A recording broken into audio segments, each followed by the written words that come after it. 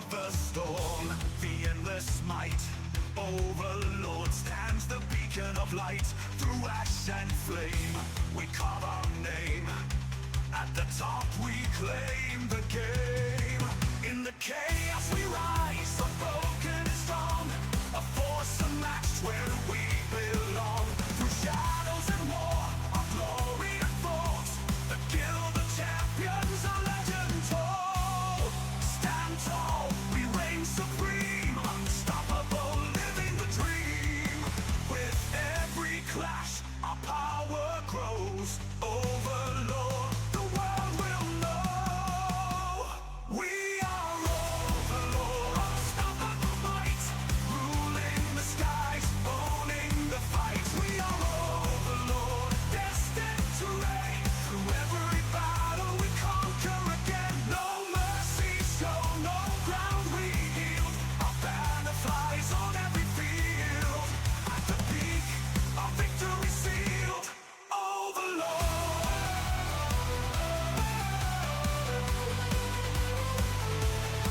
Overlord. Enemies tremble, the fate is clear. Overlord strikes and the end is near. Relentless in march, no challenge too great. Masters of conquest, we dominate. Unite, we forge the flame.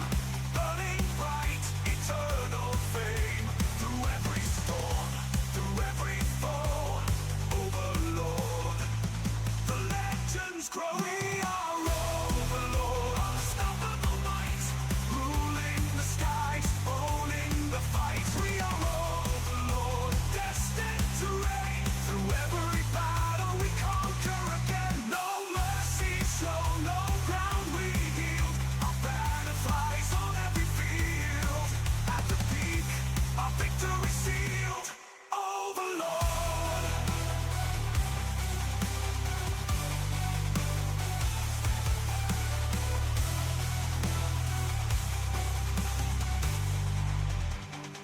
Through blood and steel, we carve the way.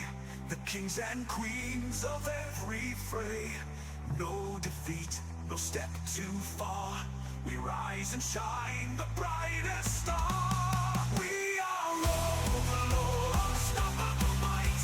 Ruling the skies, owning the fight. We are Overlord, destined to reign. Through every battle we conquer again. No mercy shown, no ground we yield. Our banner flies on every field.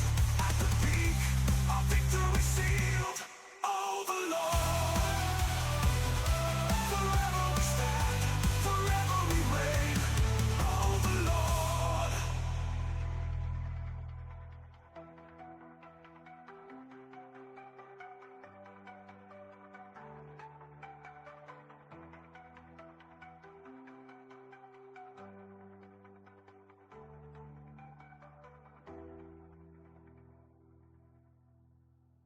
Okay, there you go.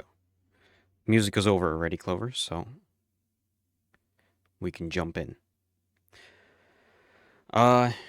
It's another Econ episode, and I've got myself here, Nehelion, and we've got Clover, Me. who's cardboard. Still.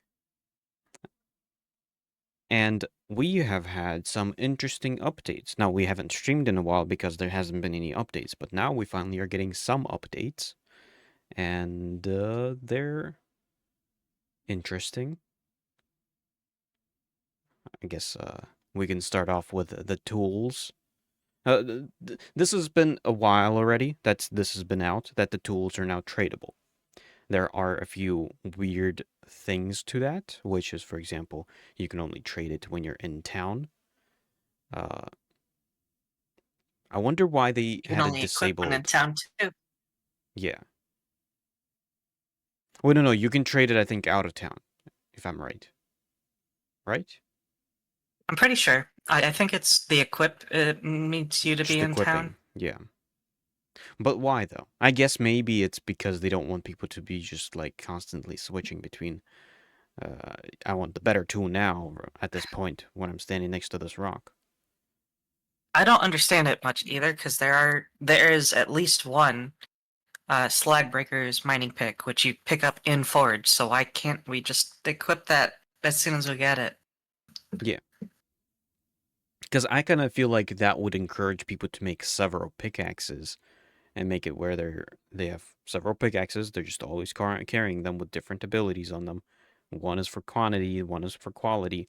And let's say, for example, there's a large node of a whole bunch of different things, and you walk over to this large. Let's say there's 10 willows, and you hit one of them, and you know that this cluster is a legendary cluster. So you want the quantity up proc, you don't want the quality up proc. So then you switch to your quantity tool rather than your quality. I But feel like it'd be nice to have a speed rating one for when, you're trying to fight over nodes with that people. too. Yeah. Especially with, no, it wasn't on the docket, but there are some PvP updates coming where non-combatants can't be CC'd, I believe. So it won't really matter if somebody rolls up on you and tries to CC you off a node. It's literally whoever comes with the fastest mining pick. Yeah. Hence, more of the reason to actually have several mining picks on you and be able to switch between them. I don't know. I can't believe that this is a technical issue, that they technically can't, like, on the actual internal system, that they can't make that happen. Clearly, because we already swapped gear. Maybe that is the issue. 1 second. Because if you have, I can see a world where somebody equips a speed rating pick and then right before the last hit they swap it over. Quality, quantity. Maybe. But wouldn't that mean that you just make it where you can't swap over? I guess maybe that's the issue. That they haven't figured out how to not let it, like, you in combat you can't switch things when you're in combat, Mm-hmm. but when Yep. you're mining something there isn't exactly a action that's in place. There's no combat in place that places you But they prone to just need not to be add a able to separate switch. flag status of like Yeah. animation locked or something. Although, I Yeah. mean, they have the thing where you can't swap gear on a mount, right? Yeah. It could be the same thing. I mean, I, I'm gonna assume that is yes, the issue that they're running into of not wanting people to hot swap quality gear after a speed rating pick does its job. potentially. Yeah. That probably would be the only explanation that I could see. But aside from the gear of the tools, we've also got an update. I guess this is a new addition. It feels to me like there's a lot of new additions that Steven wants to add that weren't originally planned, but it's things that they've recently proposed. Like, for example, graded gear for whatever reason. I guess it makes sense, maybe, that rather than having. There's a thing going around. Somebody posted a video of Steven. I want to say this was like 2019 Steven. Um, where he said it feels bad to have higher level enemies punish you just for being a lower level. I want to be rewarded for having the right build to be able to grind out that stuff. Yeah. But currently we're seeing these changes on the PTR that are, if anything's over a level than you, then now you're half stats essentially to that character. And there's a lot of stuff that like this is how we expected the game to come out, and we're seeing these changes that just go straight up against it. Hmm. What we were expecting this whole time. I was trying to look up graded gear. Uh, Here, let It, me it's there on the let me share this. They really didn't talk enough about it. They only Maybe showed this. us initiate grade. They showed us that like more stat changes are coming in the future. What are these? I just happened to Gem notice this. sockets. We finally saw gem sockets for the first time in our lives. I think they even hovered over it at one point in the video. So is this going to be pentamelding? Oh, it also says crafted by person. I am really excited for that change. I love that. Let's see if I can Walking spot the advertisements. change somewhere. It's around Here? an hour in. There it Yeah. is. So crafted by person, date. Good durability. Everything else is mostly the same. Physical. What is this? I know I've heard people mention this, but it's my first time actually looking at these numbers. Why though?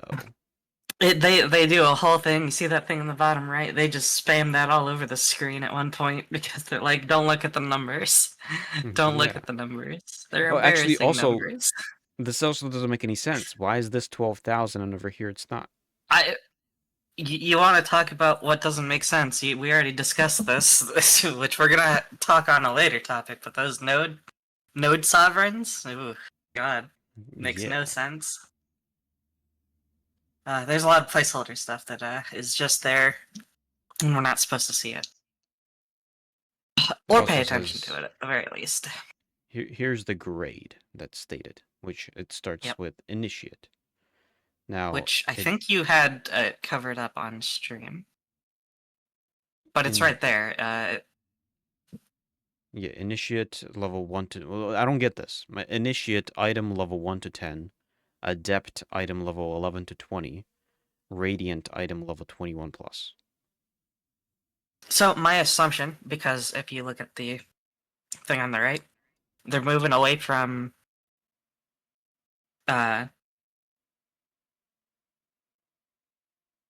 your profession level being your what level of gear you can craft, and it's now determining the item level of the gear.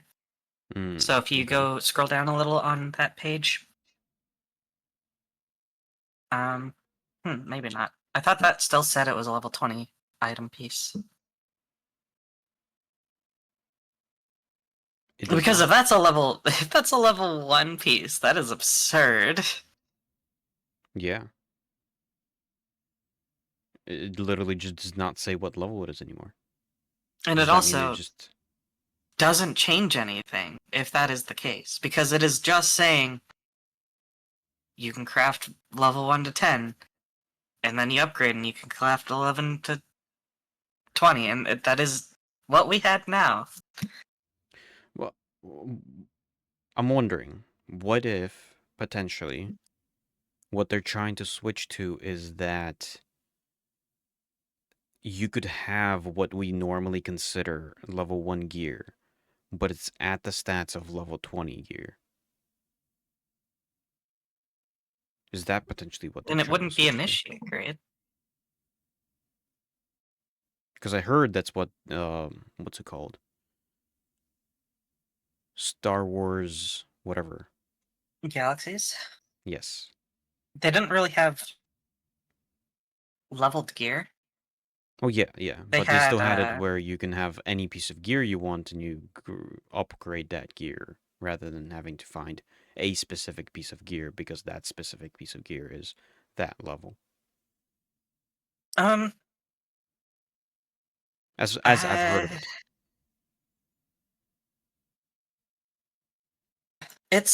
Star. I could go on a whole episode of just Star Wars Galaxy stuff, but it's more complicated than that. Yeah.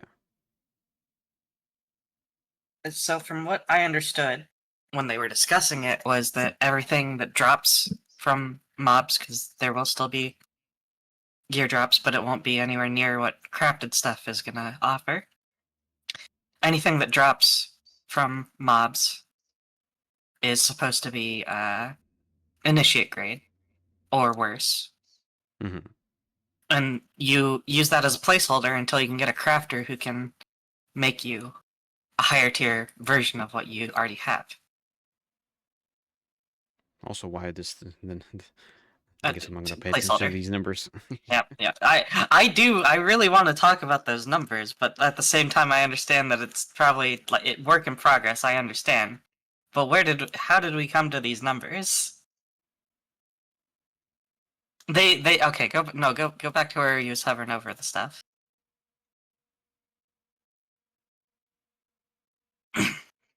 So if you look now, it says disable reduction. This is what disabled reduction does. When they described it, they said when you hover over a stat, it will now tell you what it's doing for your character. Hmm. That still doesn't like if you're hovering over 12,220 magic defense. What does that equate to?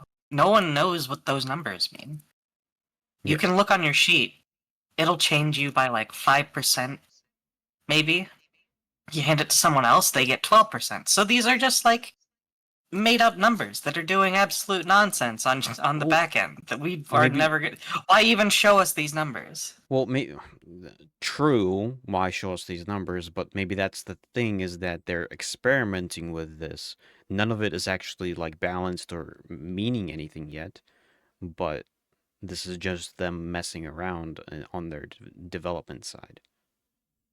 But how are we supposed to give any meaningful feedback if we don't know what these numbers are supposed to be doing? Hence, he said not to pay attention to them, I guess.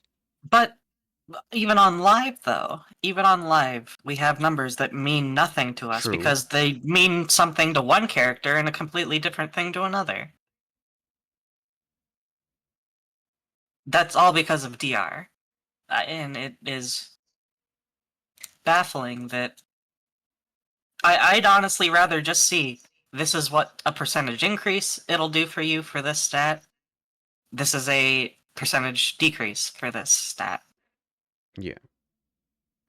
Because that's all people are doing right now. They're ignoring those numbers. They're just equipping a piece of gear, looking at the stats, saying, okay, 5% loss in this category, 13% gain in this one. If you notice over here, there's a foot. Or is that a sandal? Where? All the It's way over sandal. here. Yeah, it's the development window or Oh, the okay, okay. the That makes sense, yeah. GM window icon.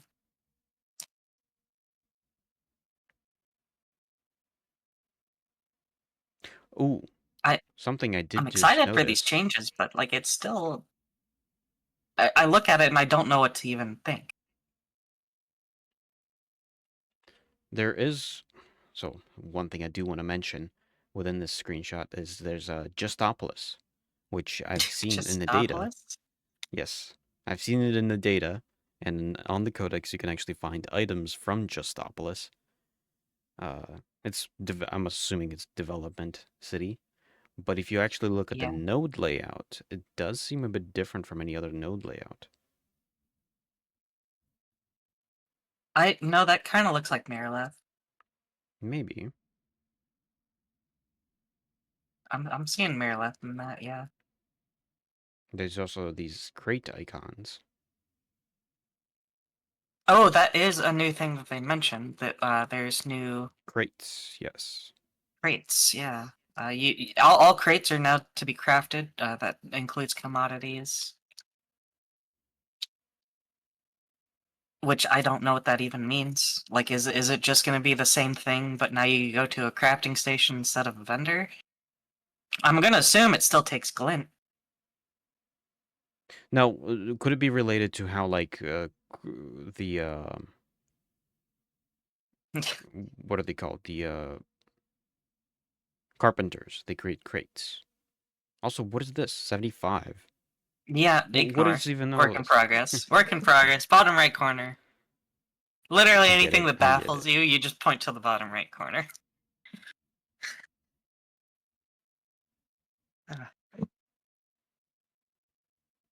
So the crates are still supposed to be the thing that you ship resources in, Yeah. and then they have commodities and guild commodities, which are now crafted things instead of just purchase off a vendor. But again, if it's just going to cost us glint, what's the point of calling it crafting? Yeah, We still haven't yeah, I seen don't it, know. so I can't say for certain that it's just glint, but I don't know what they'd add to it, crafting wise. Maybe it's not just glint. Unless is there a crafting level or profession required to do so?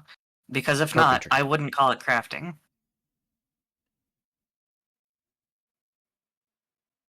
Because carpentry can make No, boxes right now. I understand that, but like it, the final iteration of this, if there's no artisan profession involved, you can't really call it crafting. You can call I it assembling, but I feel like ideally, because one thing we've discussed before is the the idea that caravans should be something where everybody's involved, all the different professions. Currently, it's not so because it's purely you go grind mobs, you get the glint, you buy the boxes, you go do the caravan. So it's all combat related. Nothing is econ centric around it. you still need the caravan parts, though. Sure, but that now involves carpentry, and that's it. But my idea of what I was just thinking is, what if their intention is that the to create one of those crates, you need to fill it up with some material, and that material has to come from certain crafters, and this way, every single crafter is involved. So therefore, you can put in crafting material from or crafted goods from any crafter. Therefore, it actually gives maybe a incentive to craft a whole bunch of trash stuff that you don't need to give to anybody. Nobody's gonna buy it, but you can put it up and put it all into a crate and then ship it, and then you get money out of it. It's No. likely not that. My assumption is, and the way I'd want it to look like in the end is it's what we have now. Each node has their unique commodities that they offer. Yeah, Or maybe regions have their own unique commodities they offer. And in order to craft one of these crates, you need to have an artisan level of X. To the white ones, everyone can craft. The green ones, you have to be level 10. Same with blue. Yellow, purple, level 20. And it depends on the commodity. So, like, a shipment of weapons, you have to get a weaponsmith to make you that box. yeah. So it'd be kind of like Or a something. box that you craft rather than A box that an artisan crafts. Artisans, this is coming from the perspective of a weaponsmith who has no good way to level. Artisans need a better way to level, or something that involves people going to them more often. I yeah, understand there's things like caravan parts from carpenters, which are so easy to produce and so easy to earn XP and money off of. There are other professions that need a little help, like weaponsmiths, armor smiths, most of the clothing department, honestly. They yeah. need a little help and something that would have people seek them out for more than just I want this gear slot filled. But think about going back to my idea of it, of every single crafter crafts something that you can put into that caravan. And then we have the caravan runner that runs that caravan. And because here's actually, there's one thing I completely forgot about. Is it still going to be where you can't trade these boxes? Because if you can't And trade those boxes, then this entire point is just a moot point. Like, this only from what I works if the entire understood, guild can pile up those boxes into the caravan. the intent was that you could always have like that sort of interaction where somebody trades you their crates to run for them, and you get a share of the profits. Yeah, Um, it if there's a material cost beyond or that isn't glint to crafting these things, like if we're actually crafting these things, then I think we can just hand off whatever materials we have to whoever needs the crate. Yeah. If we can't trade the crate once it's finished. Or the thing that most people do, take a van out, have them destroy it, there you go, have some crates. Well, I mean, that's just different roundabout ways to Trade. trade that. But It I is feel like trade. they should just make it just tradable. Make it tradable. Make a caravan runner will have then a class that, or a person in the guild that's running as the caravan runner, and that person is going to run everybody's crates, and then maybe even those people, because they're still probably going to do some combat, and therefore they could run with them as the defenders. And therefore, people who have their crates in there are the defenders trying to defend their own crates. They have a vested interest in it, and then therefore they get the profit out of it. And that's where the crafters get their profit, is from running these crates and making these crates. At the moment, I have Again, not this only applies seen to certain professions that need that kind of help. Like carpentry, again. Scribe, I think, too, can get away with selling things that's pretty easily. that's a good point, that oftentimes crafters aren't the ones that need a lot of money, it's the processors that need a lot of money. And also, I think I have not seen anything in the codex that implies anything related to this. So I don't know when this stuff is going to get added. I think they're aiming for by phase 3 or by the end of the month, the first month of phase 3. Okay. Sooner than I expected. I, that might be what they're aiming for. What they end up releasing on, probably True. Yes. not gonna if be they're where saying they aim. if they're saying 1 month in, then expect 4 months in. I This is a great transition topic because I have a gripe to pick. I need like a rant moment here. We started this phase with the worst economy ever. Yes. Not talking the gold stuff, ignoring the gold inflation from hackers and speed glitchers and whatever. Ignoring all that, having to process one thing at the highest level, like dried braidwood, required like 8 per, and you needed 35 of that. So it ended up being like 300 braidwood for a single item. An Yep. absurd amount if you're trying to go for a high quality craft. It took them 2 months, 2 full months, to roll that back. Why And did now it it's take just, so long? yeah, It and it's is not it that is they back to 111. But yeah, why it's did not it that take so they long? yeah, it's not that they added something to it and then made it 111. It's that it just goes back to what it was. And that's it. It, it, it, it, this also comes after, I think it was week 2, week 3 of 5. We get a message on the Discord saying, "Hey guys, pushing an Econ update for the end of this week. It's gonna be big." Yeah. Next week rolls around, they're saying the same thing. Next week rolls around, they're saying the same thing. Next week, live stream. Oop, we're 3 to 4 weeks out on that update. Well, Only to have it be the exact very same thing we had in the previous phase. So why did that take so long? so originally, as I understand, is that they were going to roll out the actual big update, which is the complete rework of crafting and processing. And that was I believe that was their original intention.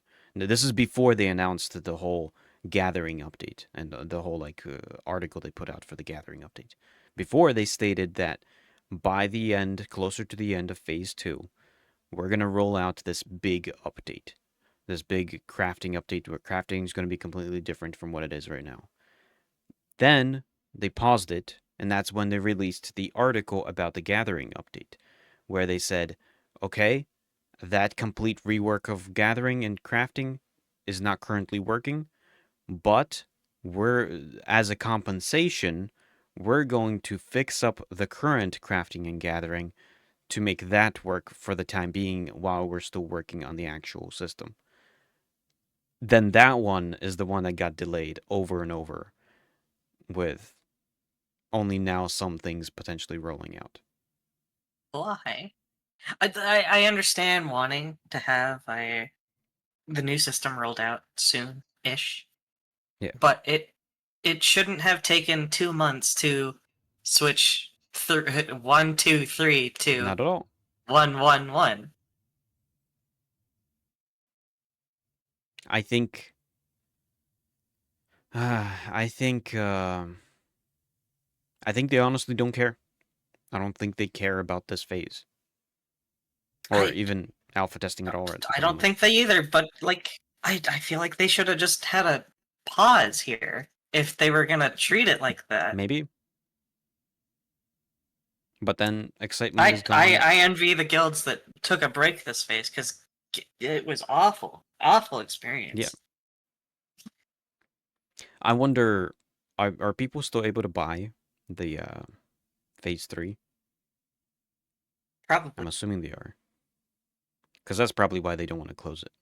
There's probably I mean, still that's some amount of revenue that's coming in. well. What I'm saying is like they could have just said like, hey guys, I know we said like we're gonna have alpha testing through launch, but we need 3 months of downtime to revamp a bunch of the current systems. Because right now they're putting a lot of effort into revamping things and also tweaking the current production server. Hmm. And it splits the focus from what really needs to be done, tweaking and managing this system that only gets like minor updates too. Well, the question is, are they putting a lot of effort into it? Because maybe they're putting very minimal effort into it, and They're putting enough effort into it to keep an eye on it and say, hey, we know there's something wrong going here, and we're working on a patch to fix it. yeah. I mean, they are doing still monthly updates, and I guess they gotta roll out something with the monthly live streams that they're doing. Yeah, I don't I know. would have been happier if this phase just had a gap in testing. Yeah, I would agree with that. I mean, in the end, ultimately, we weren't supposed to have this wipe. We were supposed to have a merging of the servers, and potentially what they wanted is us to have these changes and us to mess around with this after the servers merged, not a completely new phase and a completely wiped server. Well, we were supposed to have both that and a wipe server. Yeah. Because Well, people were no, but expecting a fresh the start wiped server, come the May wiped server 1st. only appeared after people whined about it, and they said, no, we want the wiped server.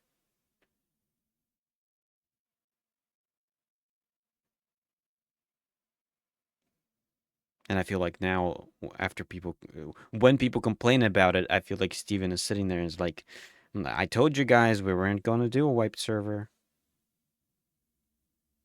This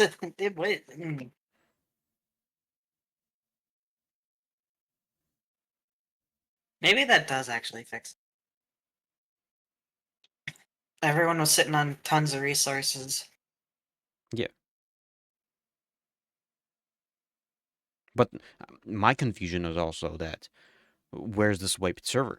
It's their perfect time to experiment with that wiped server, which they had created. Just it was on for a couple hours, and that's it.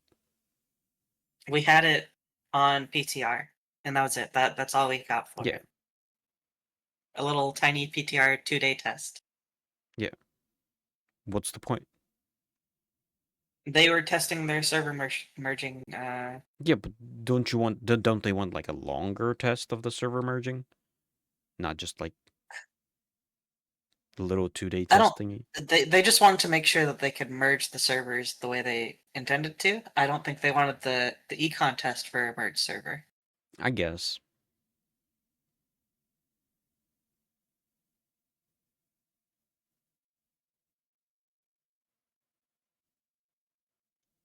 Where are we? We got off topic.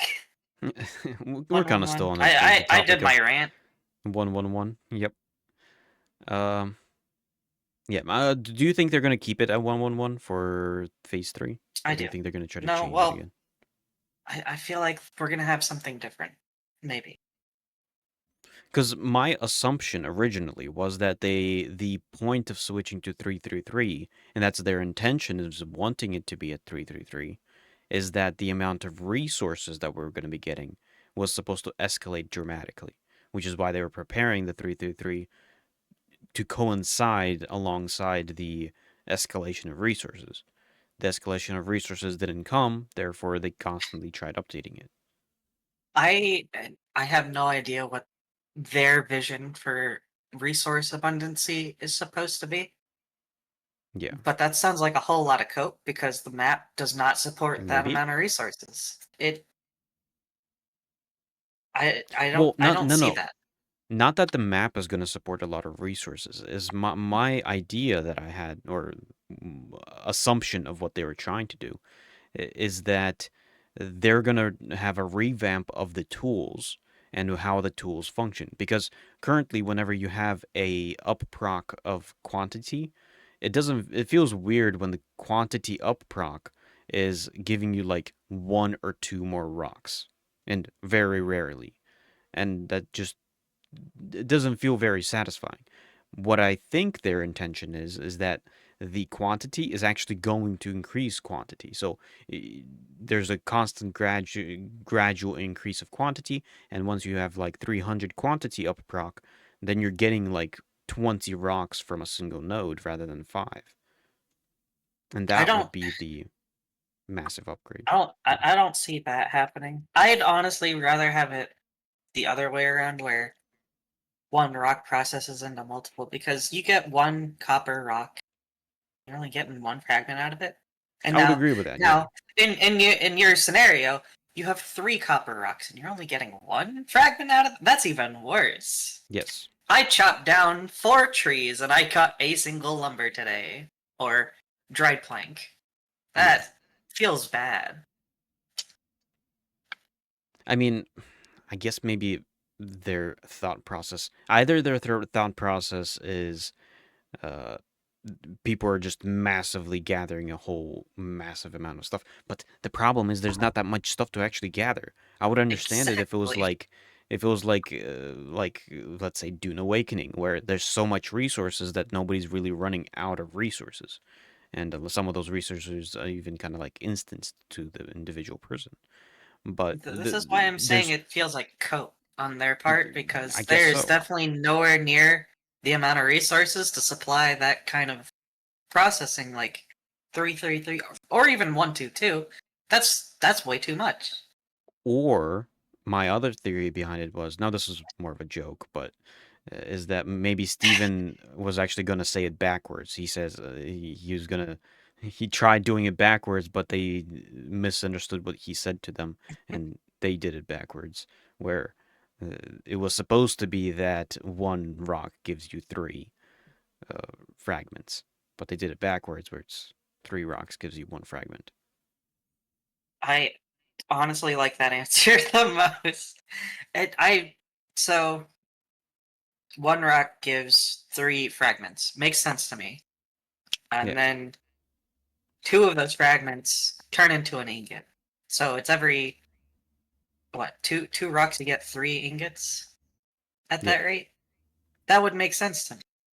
More yeah. sense than just I need 3 rocks to make a fragment and 3 fragments to make an ingot. Yeah, because then it makes sense where the amount of resources to actually craft something, 600 uh, rocks, or it wouldn't actually even be 600 rocks at that point of how much you would need to make some one thing. Yeah, I feel like that would make sense. But Well, let's also take this into perspective of a game they wanted to pull from, something they advertise as wanting to pull inspiration from at least. Because Star Wars Galaxies, it's back on the topic. yeah, In that game, the way you gather, you just go to a node. There isn't like physical objects in the world. You pull out a scanner. We've went over this before in previous Yeah. live streams. Pull out a scanner, go to where the hotspot for that is, and then you just sit there for hours on end gathering that resource. And you'll see like 4 or 5 other people sitting in that same spot just for the resource. That's abundancy. That there is no limit Yeah. to how much everyone on the server can get. It makes sense to have a lot of stuff you need to process to make one thing, because everyone has access to it and can just sit on it for hours. What we have now is just, I haven't seen copper in the last 6 days because everyone keeps farming it as soon as it spawns. Or, I got 3 copper in the last week, I can finally make a fragment. Yay! I mean, I will say in the last week that since the live stream, they have kind of fixed up the spawn rates of stuff. It seems like it makes a little more sense now. But a little too late within the phase. I feel like that is the epitome of this phase. Yeah. Cool, things are 1-1-1 now again. Everyone's gone. Yep. I could do laps around Miralith and have all the resources to myself, and no one's gonna buy this stuff. No one's playing. They already farmed better stuff off mobs, which I know they did mention the initiate grade and all that graded gear. So I'm hoping that fixes that issue of drop gear being better than anything we can craft. Yeah. They did mention loot boxes. I do want to circle back to the original, the first topic though. Go back to pull up the image of the 2 weapons they showed off on stream. There we go. So Want the weapons? when describing, I want this one first. When Here we go. describing uh the way crafted gear is better than dropped gear, this piece is crafted, the other piece is not. But Yeah. I used a Rosarium Guard helmet and compared it to a Sanctus sword. I know you understand how ridiculous that sounds. I don't know if everyone else does. This is a level 20, I think item level 27 on the back end. At least according to Codex or something like that. Item Yeah. level 27 gear piece versus an item level 7 gear piece. Dropped or not, you can't use that to compare crafted gear to dropped gear. You'd have to use the same piece to say, hey, this is what a crafted piece looks like, and this is what a dropped piece looks like. Yep. Yeah. And I don't know. how about we go over the fact that that's a rare, and that is an uncommon crafted piece. They're still dropping rares at this rate, while we're still only making uncommon stuff.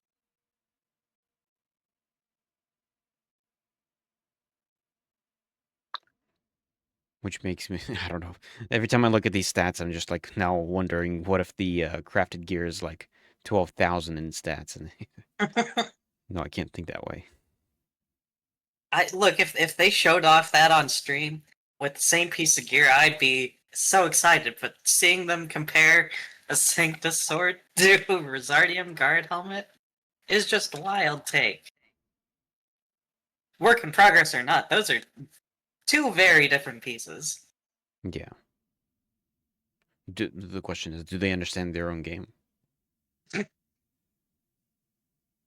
333. That's my answer.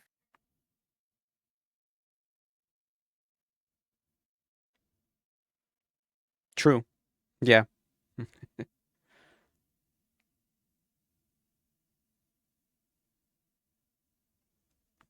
Also, Draco, you mentioned in the chat you don't think that they'll understand or that they'll get to dropped gear, as in no dropped gear. Um, I think I would agree that they probably will never end up at a point where they would have no dropped gear, and not because they can't, but because I feel like they're afraid of the pushback from the community. I think there's a very strong pushback that the community has, where there's a lot of people who have no interest in the crafting side of this game, have no interest in any of the econ stuff. And for them, the idea of no dropped gear means the game is dead. I think the game is dead to them anyway because they changed crates or commodities to crafted stuff. Like if their only goal in life is to PvP, then they better have an entire team funneling them everything they own. Yeah. Which honestly, it's I don't understand people who just funnel people with nothing in return. I Yeah. know it happens. I know especially on the streamer side of things, where you just funnel things to streamer man, and he's like not even gonna mention you ever, probably. But Hey, still, at it least, is heavily econ focused game with PvP involved. yeah. At least maybe you could get your name on a screen where it's like, hey, crafted by this person. Yay. My assumption, and what I think I've said before, is that they should drop shoddy quality gear. Assume let's assume that is a crafted piece.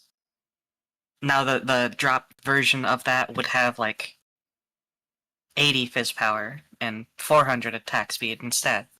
And you'd have to Yeah. take that to a crafter to rework it. You disassemble the gear piece, provide some extra mats, have them redo the weapon so that it's now a higher quality version of what you got as a drop. That perfect system in my mind.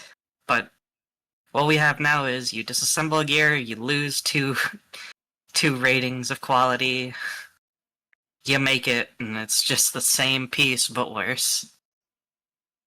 Yeah.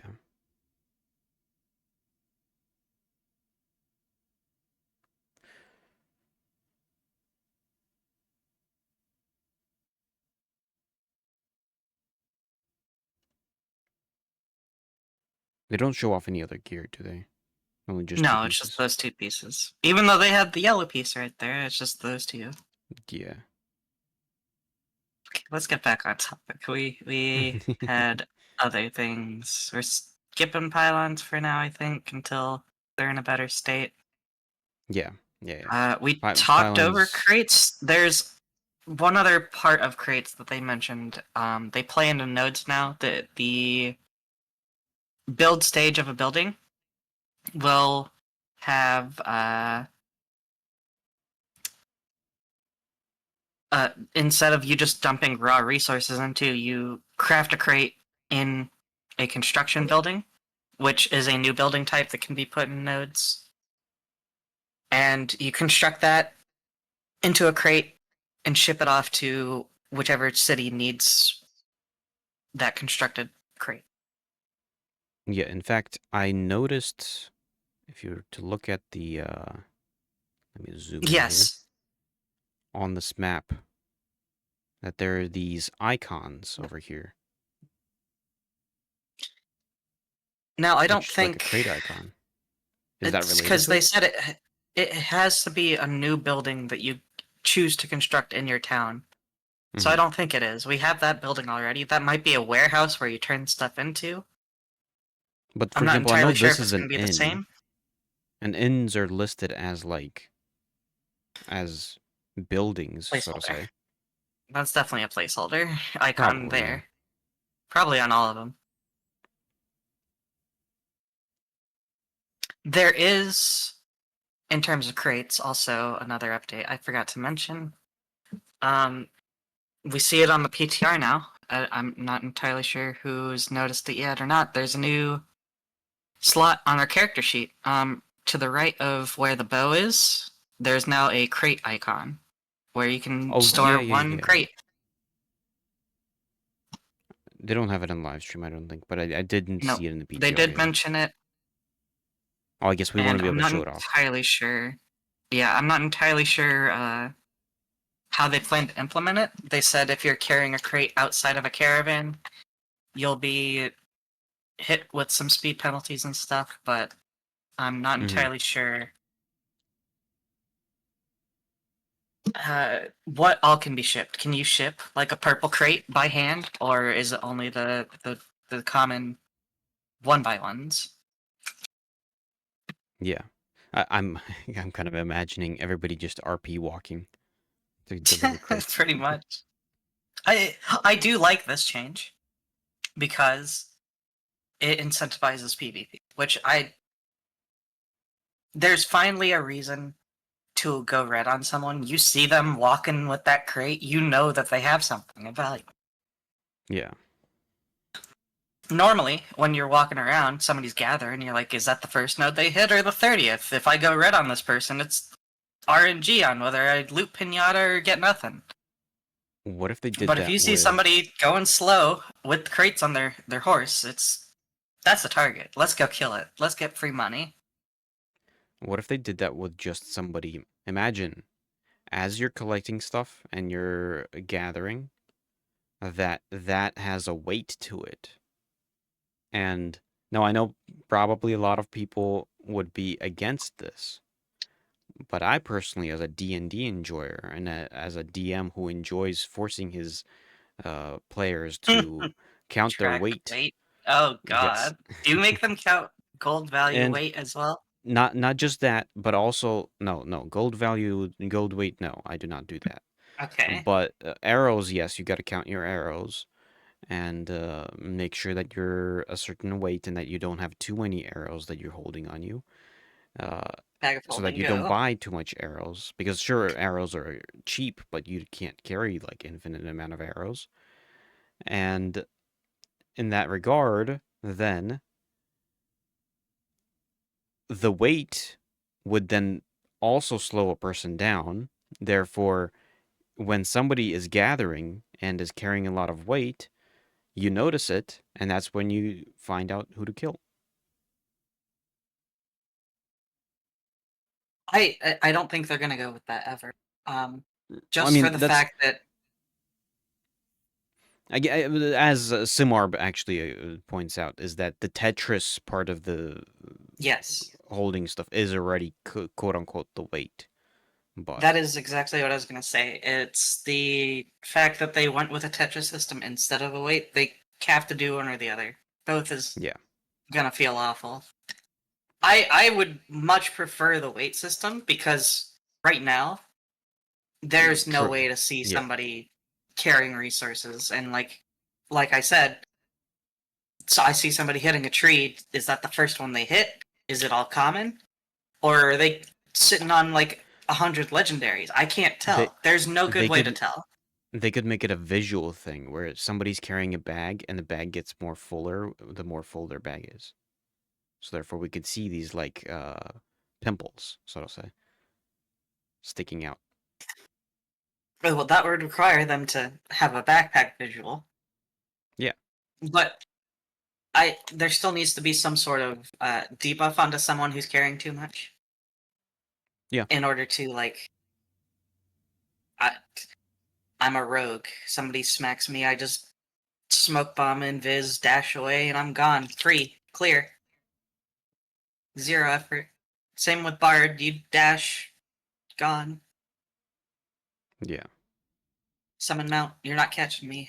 Something needs to happen where it's like movement speed penalty based off of what you're wearing or carrying. Yes, yes. In fact, when somebody kills you, picks that stuff up, now they have the penalty on them, and they're the ones that are becoming the target.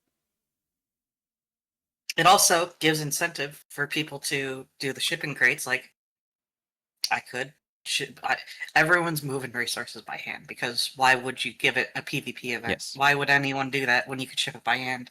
But now you're moving at a snail's pace, slower than a caravan probably, and carrying a third, not even a tenth of the resources a caravan could carry.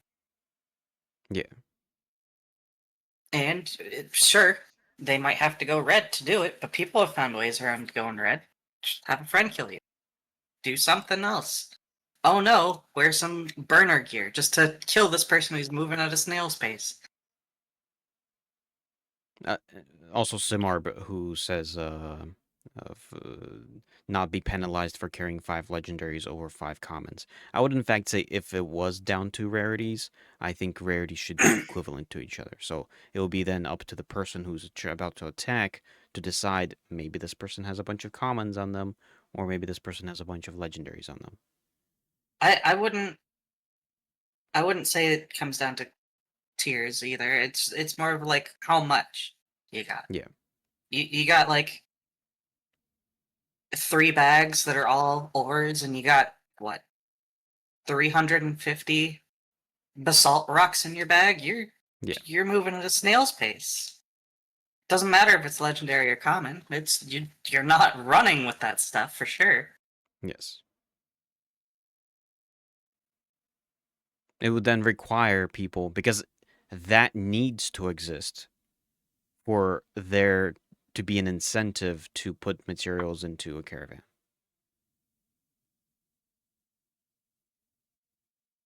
At the moment, there is no incentive to do that. But there's also other boxes that they've introduced, which is loot Oh boxes, god. and I wonder if this is just an experiment they want to try out just to see, or hear me out, maybe this is Steven poking at the idea of microtransactions. No, thank you. I'm gone the second microtransactions hit the store. Beyond cosmetics. The I want to go on a tangent separately, real quick. The monster coins being in the shop kind of worries me. Which is not something related to anything we're talking about right now, but monster coins that let you turn into a monster. Yeah, but they're not I even implemented yet. correct, but the fact that I don't know, something about being able to turn into a monster that can freely kill players just like irks me the wrong way in a cash shop. Yeah. I don't know. I can't pin down exactly what part of it. Saying it out loud, being able to freely kill players in a cash shop kind of does get the gist of what I find wrong with it. Sure, Yeah. not every time you're going to be like a god. You're going to probably end up being a goblin half the time.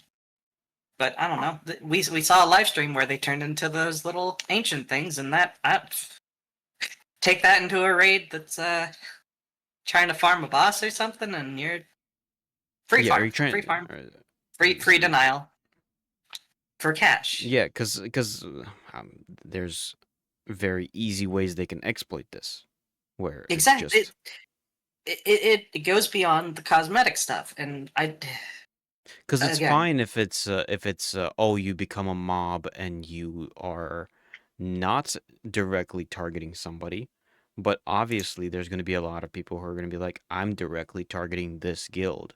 I'm directly gonna abuse this to target this individual so that they quit the game. yeah, correct. That is hand somebody a nuke, and they're going to use it to Yeah. to hurt as many people as they possibly can. And I can see it in the very case that they showed off in the live stream. Even if it's like certain mobs tied to the area, okay, I know this guild is farming Carfin. I know they're on the top floor. I'm going to turn into the Ancient, go up there, and just murder them. Stop them from farming anything.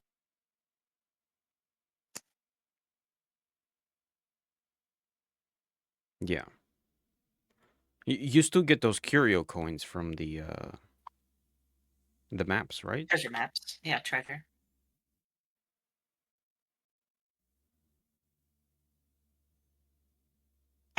Go look up, because from what my understand is that it's a cash shop item as well as something that can be earned. The I know the Kickstarter packs came with a bunch of Monster Coin event tokens. Monster coins. And I saw that and I was like, this is the one part that seems weird to have as something for paid content. Monster coin events are system spawned events that will occur even if players do not participate in controlling a monster. No, Draco, they literally showed off in the live stream. They showed off the monster coins in. They turned into those ancients and flew up to the top of Carfin for their fight.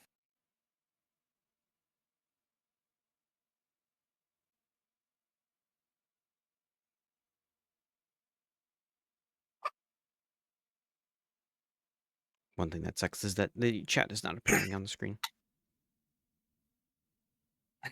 Yeah, should have a box for it. Here, talk about something. I'm gonna fix that real quick. I'll just keep talking about this because, like, even if there has to be special circumstances met, people know how to proc the Carfin event right now. So let's say they proc the Carfin event. Okay, cool. Now or somebody's farming up there where the event takes place. Cool. Now I'm gonna go proc the event, turn into a monster, and start griefing the healers or something. I feel like those are the most dangerous thing in the shop right now, and people will find a way to abuse it. Yeah, and they'll kind of find a way to abuse almost everything, which I don't know. Because from a certain perspective, if you think about it, what's the point of un un there is a point to what do you call it? On when you don't agree to a PvP. Like they have a system in place where somebody can PvP Consensual you, even PvP. though unconsensual PvP. Uh, It's part of the game they're trying to develop that there exists within the game unconsensual PvP. Uh, that unconsensual PvP has to have certain downsides to it. Now, does the monster coin also contribute into the unconsensual PvP? And when the unconsensual PvP also then uh, is centered around real life money, and if you can buy things for money and then contribute into the unconsensual PvP, or are the monster events only centered around consensual PvP?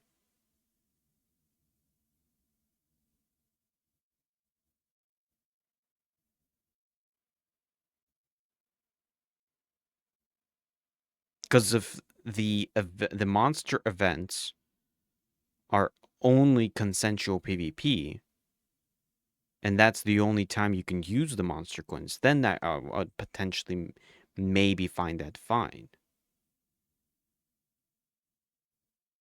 I'll mention what Draco's talking about. There are different tiers of monster coins. So while normal monster coin events, sure, probably won't be the ancient running around, I'm pretty sure there are like legendary monster coin tokens that would have that.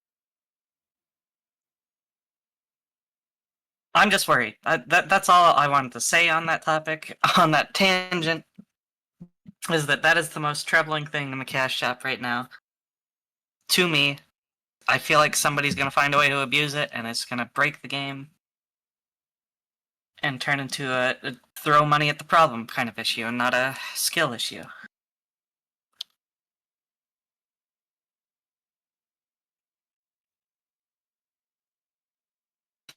Yeah.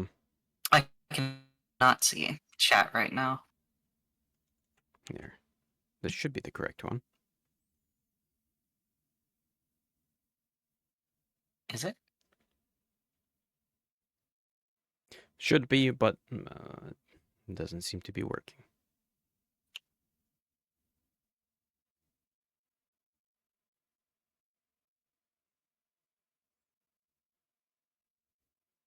Draco, say something here.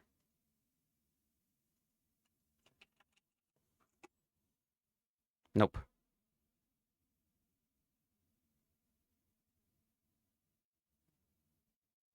All you really need to do is do a screen grab Well, no, it is and put appearing. it in that corner. It's appearing on this version of it, but it's not appearing on... Oh.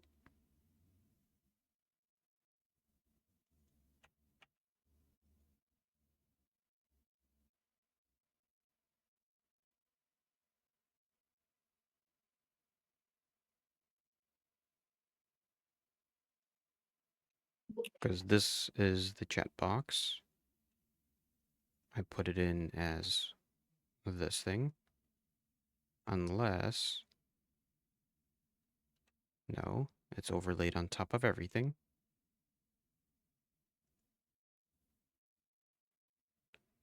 And I'll test it one more time.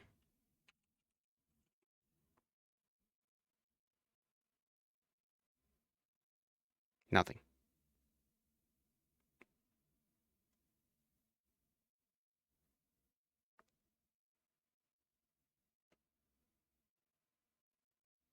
A huge scorpion to attack the node. I feel like that's worse. I feel like that's so much worse.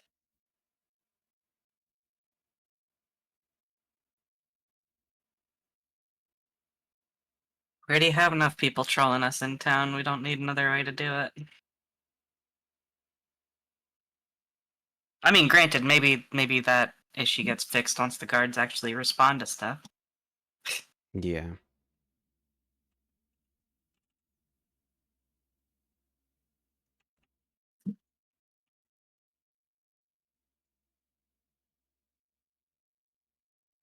Nothing.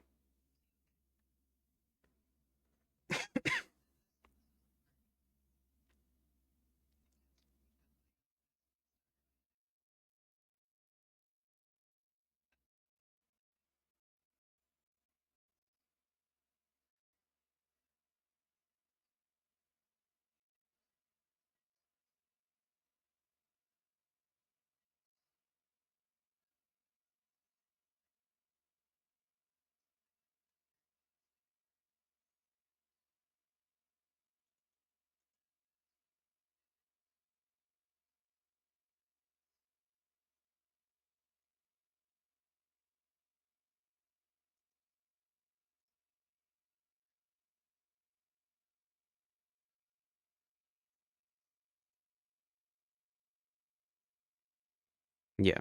Yeah, in fact, I would agree. Yeah, that's it's understandable if they earned it within the game and now they get to show it off. But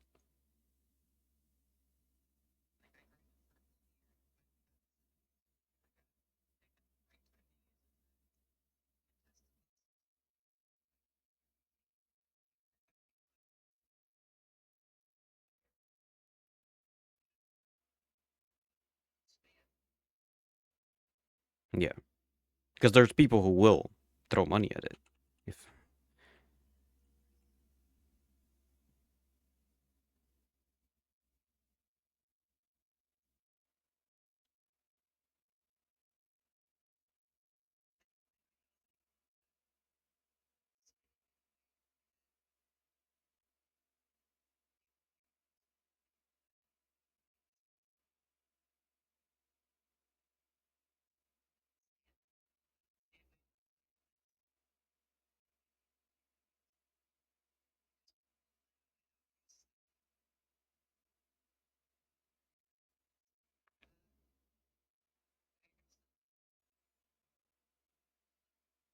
hey, oh, hold on.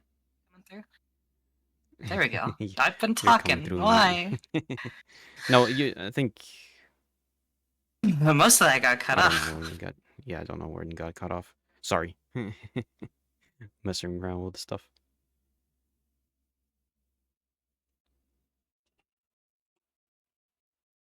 Uh, I don't know where I got cut off at.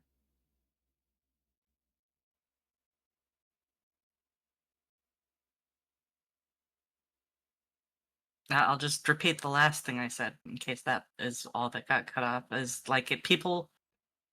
I don't know how they're going to design something that can't be abused when people are going to find ways to abuse things. Uh, you wouldn't think jumping is abusable, but we have bunny hoppers running around at the Mach speed. Yeah.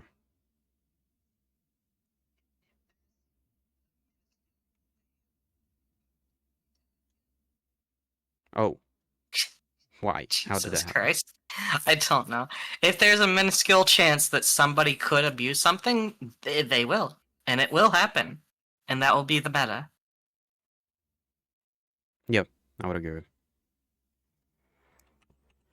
Uh, I don't know. I guess in a manner of speaking, anything you involve real money into. Again, not going to have an issue if none of this involves money. But the fact that it's on a cash app is the thing that worries me. Okay, back to our actual topics. Where Yes, were let's go we? back. We were talking loot boxes. That's how this started. Yep. Yeah. Okay. So, in fact, what did he, in regards to loot boxes, what It did he was. actually say is supposed to be the reward for it? It's supposed to be something that's offered at a node vendor or something, and you open it up and it's a random piece of gear. I'm pretty sure that's It's what it gear. was. Is it Yeah. only gear? As far as he said. I mean, assumedly, that also means resources because people have decon kits. Yes. And honestly, that is exactly how I'm gonna see it. They're material loot boxes. I buy a box, I get decon kit ready, and oop, it's trash, and there's free steel. Cool. Hold on. There is a, here, let me share this. There's a line here, and I'm trying to see where this is from. This is from June 27th, 2025 live stream. Some Hmm. quests will reward RNG loot boxes. Yep. So also quests are gonna Hmm. reward this. Or they I know can he be said purchased for node currency. some some quests are gonna give boxes that are gonna give us choices too. Um. My assumption behind that, because I'm assuming this is not gonna be just See, yeah, straight up look anything. above Because I think, what do you mean? Look up both. the one dot up bullet point on the up one Oh, more. players will be able to There you go. select from the list of rewards when completing quests. Yeah, so it's gonna be like a. You can get a Sanctus sword, a um Yeah, imagine like Howling a Wolf select. hood or something. Or if you already have something better than those options, here's an RNG loot box. Yeah, I could imagine it where it's kind of like, yeah, where you have a selection of the what's that one set that you can get from goblins at the start? Uh, Sanctus Skulker? Skulker. S- I can imagine it where this box you can get one of the items from the Skulker set, which kind is gonna suck if that's what it ends up being. But then, what's the range of things you can get from, like, let's say, the node currency boxes? Is it gonna be any I'm piece of gear? I'm assuming that it's just gonna be like leveled or like give a description on the box. Again assuming things that might not actually happen. It might just be any quest can give you any level gear box,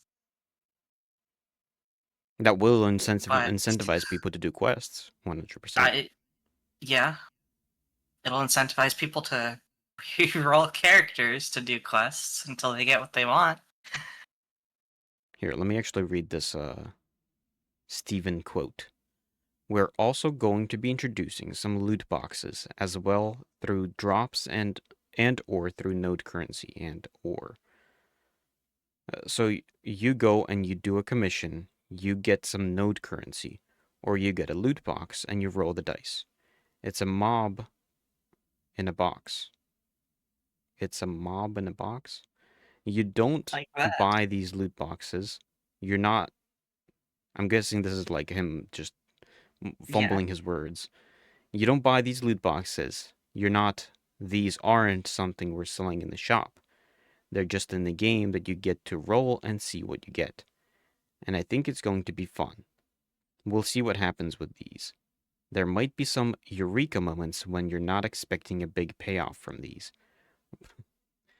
Yeah, you do like the starting quest, and if the thing is, if this is gonna be where like some of the easy quests give you just a completely random box, people are just gonna start new characters and just keep running the same quests over and over, the Yep. easiest quest, and see what they get. The thing that scares me is that they say it's a mob in a box, but you kill a mob Yeah, now and you have a chance of getting nothing, so you just spent node currency to get an empty box. Oh, that yeah. sounds hilarious.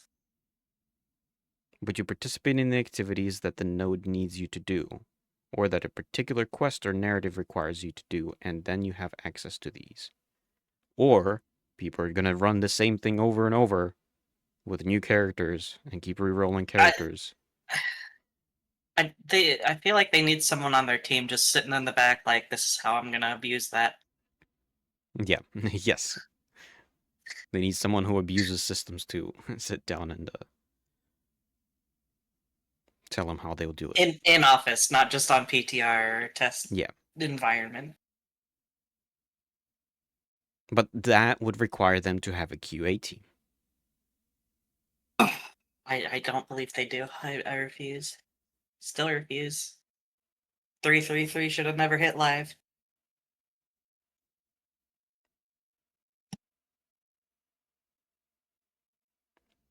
Yeah, that's actually. I could imagine that when they roll this out, it's gonna be completely broken. Then they'll turn down the servers, and then they're gonna completely nerf it where it's completely useless, as I'm it g- has happened with everything. I will assume, yeah. They launch it, turn it off a couple days later because some bug. Yeah. Mirror left node cape in a box. There you go. Or it's gonna be like, oh, you got the Tumok legendary weapon in a box. And then they'll be like, oh no, we don't want you to get that. And then they turn it off. And then, oh, now you can only get goblin level 10 gear out of these boxes.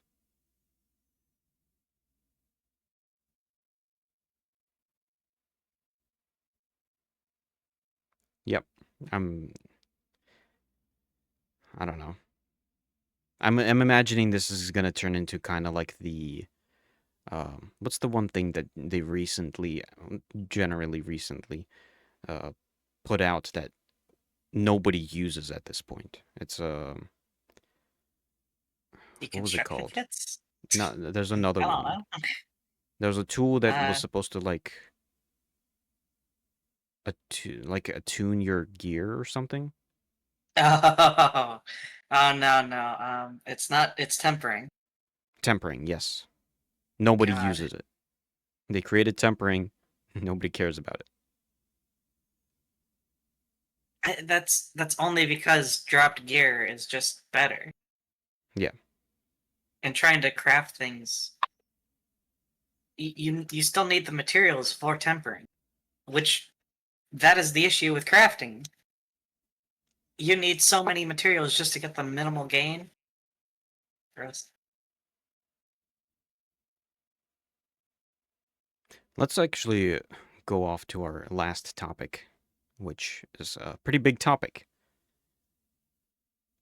and that's nodes. That was the last thing that they discussed within this live stream.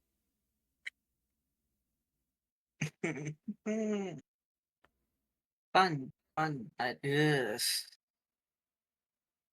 I get a headache every time I So, think about it. yeah. So there's two screenshots that they specifically showed off. So let me share this. One of these screenshots, I'm also going to zoom in a bit. Oh god. Hey, it looks fine. It looks fine. So one of these states that Sunhaven, I'm assuming the icon, as you have told me, that the icon indicates that this is a military node, and it's a rank 5 city. I'm assuming city now is metropolis. Before we go over this, let's also zoom in on the bottom right corner of that video. Bottom right corner. Oh, yeah. Yeah, there it is. There it is. There's the fun words that we love and love to see. Yes. Work in progress. Um, it's a rank 5, quote unquote, city, and it says Sovereign Winstead, Parent Miralith. No, so the question becomes is how does Winstead rule over Marilith, which rules over a rank 5 city? We talked this out before we went live, and like I figured it out in my head exactly what went wrong here for this showcase. Is it backwards? No, no. My assumption is that they leveled up Winstead originally, de-leveled it, leveled up Miraleth, de-leveled it, leveled up Sunhaven. Oops, something broke. Winstead's still the sovereign of this chain. That is my Maybe. assumption. Potentially. Something broke. Yeah, yeah. And that's why they have the, as I'll put it out again, work in progress. But maybe, in fact, something broke, and it's the reason we don't have this live is because something broke, something's not working, and therefore they're not going to be putting it out live until they have it working. Yeah. Because it clearly states that, in fact, in this screenshot, it states that Winstead is village, and it says also divine, and then it says vassals, Marilith, and Sunhaven. And then you can also see these lines going from Winstead to Marilith, and another line going to Sunhaven, which, based on their levels, it's supposed to be that this is the metropolis, level 5. This would be the level 4, and then this would be the level 3. My assumption is that so normally when something vassalizes something else, or when something hits rank 4, its zone of influence increases, yeah? Yeah. My assumption is that because when it hit rank 3, it vassalized Miraleth, keeping Miraleth at level 2 couldn't increase in size. When Winstead, now I understand that the final version they showed us isn't gonna say the same thing, but in their test that they did, Winstead leveled up again and increased its zone of influence to vassalize Sunhaven. Yeah. Which was level 3, while Winstead is 4. But the only connection it could have is to make Miraleth the parent node of Sunhaven. So that makes sense to me, just looking at it from that angle. Looking at it from the angle that a level 3 node is the sovereign leader of the vassal chain of a level 5 node on the bottom end is that part's funny to me. Yeah. Or they just have it backwards. That this is supposed to be where this is the metropolis. Then Yep. it's in control of Miralith, which is I guess would be a town, quote unquote, whatever they want to rename it to. And then that's in control of this village. So my assumption with how they have it currently, not their fully intended fleshed out version, is that you hit level 3, vassalize a node. That node can't hit level 3, it's stuck at 2. The node next to that vassalized node is level 3. And it could hit level 4, but you hit level 4 first, so you lock that node down. But because you originally vassalized your neighbor, that one can go up to 3. And when you hit 5, the parent of the original vassal is the one that hits 4, instead of the one who was level 3 over there in the corner. Yeah. That is my assumption. The furthest node from the sovereign is the one that's going to be the lowest level. No, yeah, and that's what it should be, I would assume. Also, But there's one more when you point. think about it, though, in theory, theorizing, I guess, before we saw this visual, you have a level 3 node vassalize its neighbor, and then another level 3 node on the other side. Yes. Original node on the left side levels up to 4, vassalizes that level 3. So when that level 4 raises to 5, that 3 can become 4 because it was already closer than the level 2 node was. So in theory, you could have a higher level further away, but if they're going with this route where the parent becomes the closest node, then that isn't the case. It's always going to be furthest as lowest level. Or just another theory of what if a lower state node could be in control of a higher state I node. don't. How? How though? Yeah, it How? breaks all their systems, but I don't see that one happening. I guess another thing to preface all this with is they removed tier 5, making the highest tier of node level 5 now. yeah. Can you look up vassalship on the wiki? Let's go to vassalship.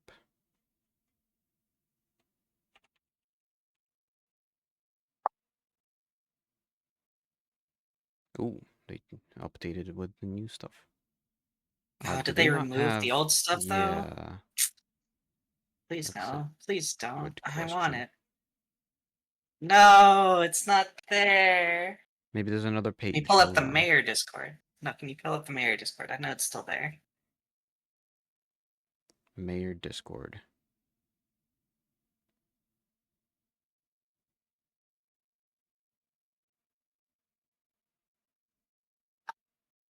Which channel would it be in? Intrepid Materials. The one that has the ping up. Yeah, there it is.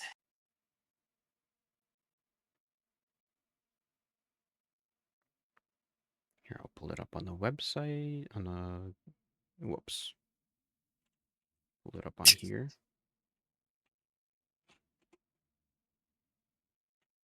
There we go.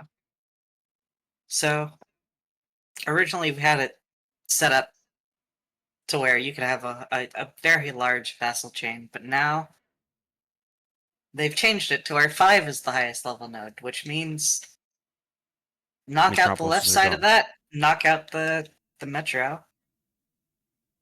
You have a very small chain. You have 3 other nodes, including your highest level node.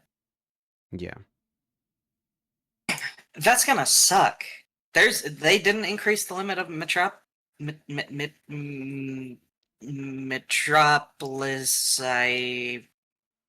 mm,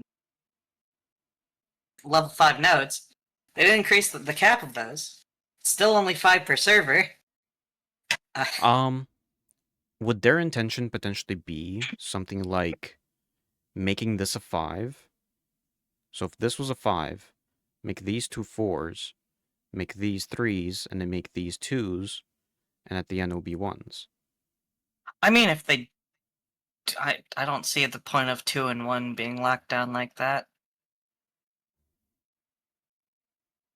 I'd honestly be fine if they moved everything up a little, like 5, then controls 4, 2 4s, Yeah. etc. It's still smaller in the end. Gonna suck for building slots. Um, it really hurts the fact that there's still only 5 per server, and these are supposed to be how we get our Grandmaster stations. There's going to be less building slots in total for the highest level node Yeah. than what we had before, which means less. I don't know. Does this affect how many Grandmaster stations a level 5 node gets? Originally, a level 5 could only have 1, and a level 6 could have 2. Are we still there where it's 5 nodes per server with That only is 1 true. Grandmaster slot per server? I forgot That's about that. only 5? Yikes! Yeah, does that mean are they potentially going to rework the entire crafting system then to accommodate this change? I have a headache every time I think about it. Like I said, I have not sat down and actually thought this through. I kind of feel like they didn't either. Yeah. I really hope they give us at least the 4 stations per vassal ship, because not being able to have enough Grandmaster stations per server is just gonna, like, Oh yeah, what does that's that just gonna, accomplish? like, we would want there has to be a way, if the server cooperates together, for there to be everything available on one server at the bare minimum.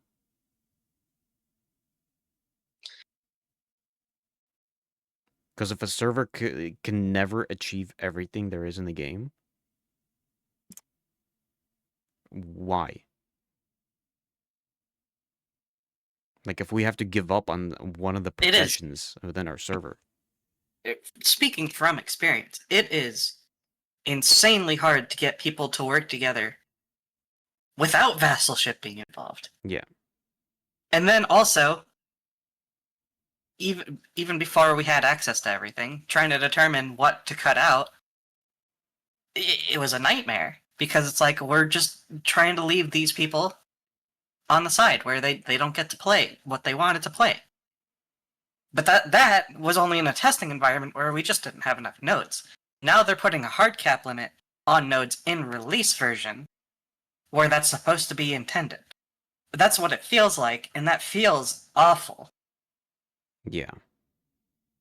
Fishing? You think anyone's ever gonna pick up Grandmaster fishing if there's only 5 Grandmaster stations per server? Yeah. No. No one ever is. No server is gonna have that. Even if you outsource every single Grandmaster processing to freeholds, still nowhere near enough nodes to even cover all the crafts.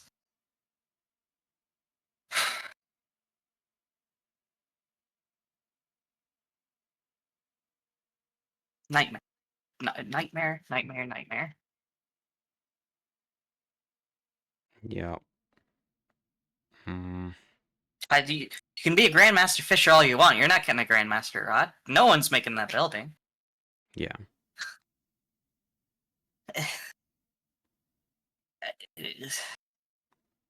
I hope they give us more. Like, when they do those live stream Q&A sections, I'm definitely about that, because that one needs an answer. I don't know what to even do if there aren't enough stations on the map to cover even all the crafts, let alone the gathering tools and everything else.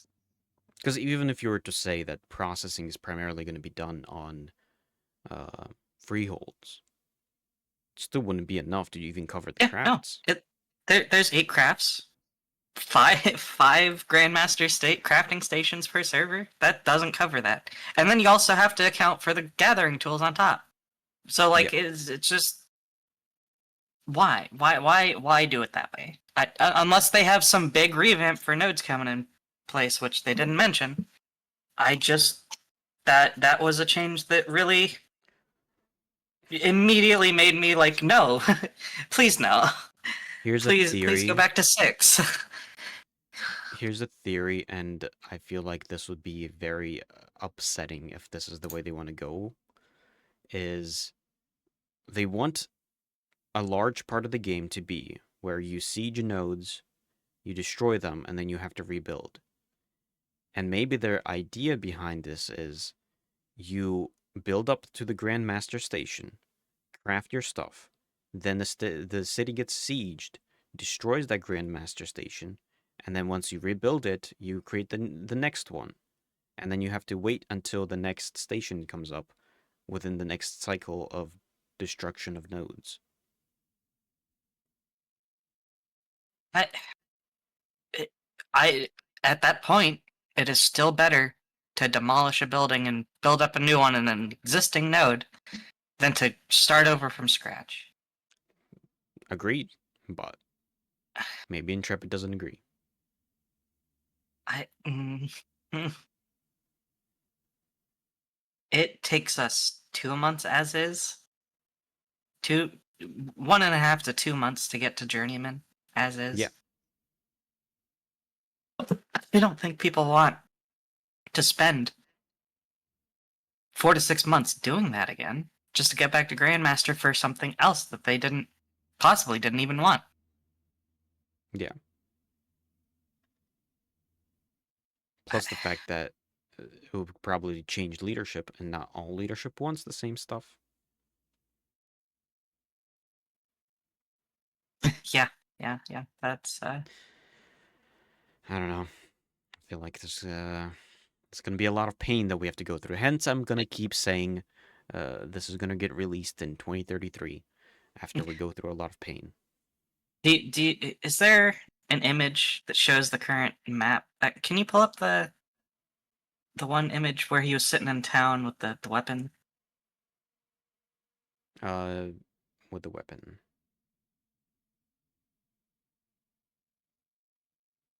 Oh, he's not zoomed out in that image. Oh, you know what? Pull up Codex, actually. Okay, let's go to Codex.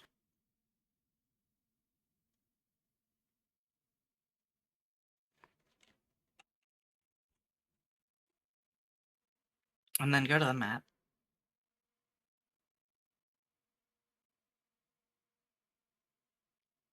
Hide everything, I guess. And then zoom in on a node. One of the Riverland nodes.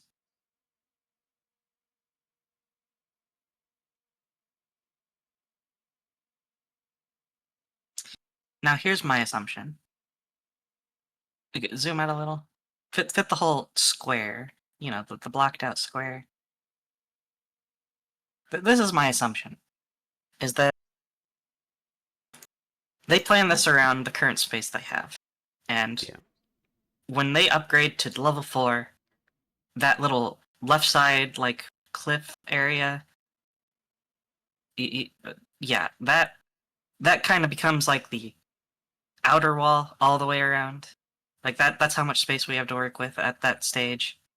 Yep. And then you level up from there, and then you get the outer edge. And then there's nowhere to upgrade from there. My assumption is that they looked at that and they looked like, oh, we can only support leveling up 2 more times from here instead of 3. So I have a few data mined screenshots of what they were trying to draw it up to look like. And they did have 6 levels where it was going to this level, then I believe it was covering up this area, and then it covered up the entire square.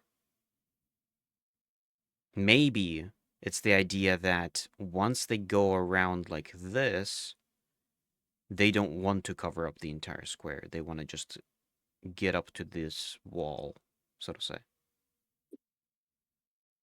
And they still want to keep the mob areas around here. From my perspective, I personally completely hate this quirk, this square thing that they created. They went away with it with the more modern nodes. Look at the Jundark nodes. There's no stamp at all. Technically, it looks a little more integrated, but it's still a square. It's still this blocky. Well, yeah. If you go Weird down to like area. that's still traffic. Go to Jundark. You got one blacked out area. That's it. Where are where's the these Jundark one at? exactly? Where is it? You can't tell because it's not blacked out. You have one blocked out area in Narisalon. Oh, just disappeared for a Look at second. that one. Wait, what is this? It's not Clean. even It there. is clean. It's clean. That's what it is. No, but this one over here is Yeah, blocky. correct. One blocked out area. I mean, I guess maybe. Some of the more modern iterations and nodes that they've put out do not have the imprint on the ground. I mean, yeah, if they can get to this point with all the other nodes, where now I don't know what this looks like once the city or like the village actually appears there. Now you could probably check it I'd in the assume game. it's blocked out because like you're gonna clear the surrounding area so you can have flat surface to build on. But No, but beforehand, that the way I originally imagined it when they were first explaining how this is going to work, I thought that at a certain point, for imagine Winstead, and if Winstead becomes the metropolis, I imagined that it's going to take over this entire area. All of this area then becomes civilized, becomes this giant city with rivers running through the middle of the city. And it involve and like for example the citadel becomes part of the city, and then there's more buildings around the citadel, and that would completely drastically changes what this node looks like on the server. And then the surrounding nodes are the ones that keep their forests and keep their wildlife. And that's where the Vaseline comes in, is that the other nodes are just linked to it. And because I think there was a statement at one point is that it's going to take you like 10 minutes to run from one end of the city to the other end of the city. And that's how huge it's going to be. That's not where we're getting. We're getting this weird little yeah. box. I understand that was probably That would be so what awesome. d- Think about it. it would be so awesome, but how do you effectively do that? You Be don't. creative. You don't. You don't. Not right now. I don't know. It also locks off I feel content like for people. People trying to level now no longer the have access to Steel Bloom. they have access to other nodes. Maybe they could even be more creative. Where now instead of having the the wilderness areas where you're going to level, maybe there's like an underground part of the city where you go underground and there's like rats there that you have to kill rather than going in to kill highwaymen. Maybe the highwayman area turns into like a part of the city where it's just bandit area of the city, or like the boondocks of the city.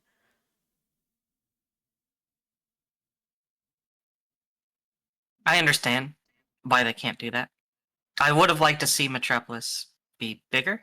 Like, look at Miralith. I Yeah, think it could encompass the crater. I think it could makes maybe like make the Carfin edge of part of it it. is right where. No, no, Carfin can't be a part of it. Why not?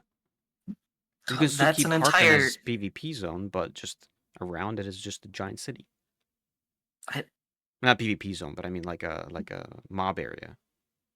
The I, narratively, that place is so fucking corrupted. You don't want any civilization near it. But part of the narrative could be that you can only make this into a metropolis after the story, you go past the story of making it not corrupt anymore. But if We'd this have to does not see become story an content first to understand what they want that to be. but then think about it. If you don't make Marilith a metropolis, you'll never actually be able to uncorrupt Carfin. So you have to make the Marilith a metropolis to make Carfin not corrupt anymore. Obviously, now I'm going into tangents that are obviously Yeah, I was likely about to would say never we're on see a far something like that. tangent right now. Yeah. What were we talking about? Building slots. Building slots are gigafucked unless they have some revamp for those as well. Yeah. Also, as Draco says, that's so much area for buildings. Yes, and that's the point. You would That's then too much though. be able to fit in 1,000 people to have houses throughout the entire city with citizenship. Maybe not a Too thousand, but much. 100. I'd understand like encompassing the crater and making that like a unique aspect of the city or something, but I don't see all the way out to encompass the entire zone. No, I don't. I really don't see it. Yes, in node houses, Draco. Yes. Fill up the entire area with node houses. What happens to freeholds? Freeholds can exist in the other nodes. I mean, What you could still happened? have no. You could still have freeholds within the node. It's just going to be inside of the node. Freeholds are always outside the node. Oh, I guess they have to be placed down. Yeah. To, Uh-huh. I don't know. I mean, yeah, I'll get off my tangent of something that's never going to happen, likely. I think we're out of topics then. Yep, that should have been the last topic, I believe. Also, what's your choice on the naming for since we're only going to get the 4th and 5th? Do you want Town City or do you want Town Metropolis? I have two takes. I pitched it in the Discord and people seem to like it that instead of Town City Metro, it's town into capital city. But I also think we don't need a crossroads. Crossroads can go. Yeah, Wilderness that's encampment, true. town, or village town, city metro. Yeah, It I would agree with gets that. it gets stations online faster. It it does a whole lot. Crossroads doesn't even make sense. What is there? A vendor and And a bank? yeah, and you can extend the wilderness period where you could just make the wilderness take longer Yeah. and then you immediately go into like a village state Encampment or first. encampment, yeah. Yeah, they set up the whole list of tents and a couple processing stations. Yeah. Crossroads seems like at this stage, if they're removing a whole tier of node, Crossroads is taking up too much. Yes. Far too much. It's unnecessary. And it goes by so quickly that there's no point in it existing.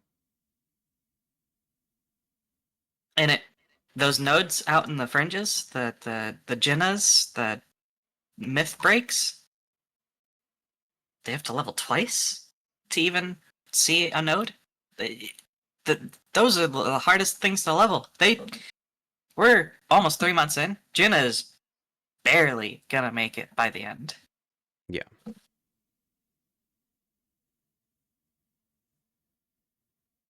Yeah. I mean,